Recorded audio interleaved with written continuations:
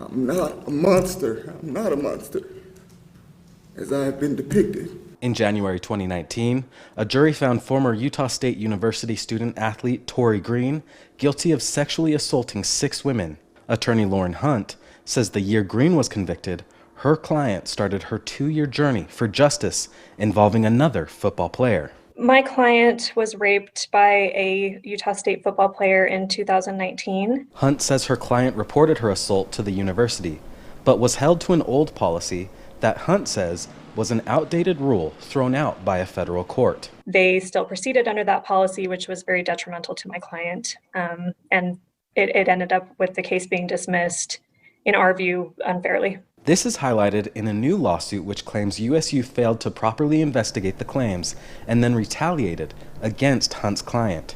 Earlier this week, the Salt Lake Tribune published a transcript of recorded conversations from August between the university's chief of police, Coach Blake Anderson, and the football team. According to the conversations, the chief of police tells players to make sure they get consent before having sex, especially with LDS women, who may later claim it wasn't consensual. And the coach says it has never been more glamorous to be a victim. The recordings and the statements made are indicative of a larger cultural problem in how we deal with conversations surrounding sexual assault, victimhood, what people expect victims to behave like, or the motivations that they expect behind victims. USU placed the chief of police on administrative leave this week, in a statement to ABC4 saying, "The leader of the university's police department must have the trust of the campus community."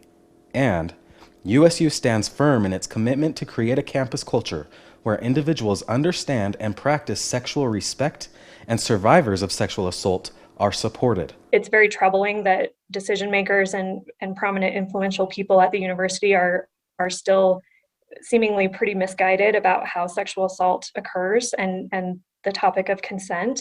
Friday afternoon, USU's Coach Anderson released a formal statement apologizing for his choice of words and ended his statement saying, "Anyone who knows me knows how strongly I feel about this.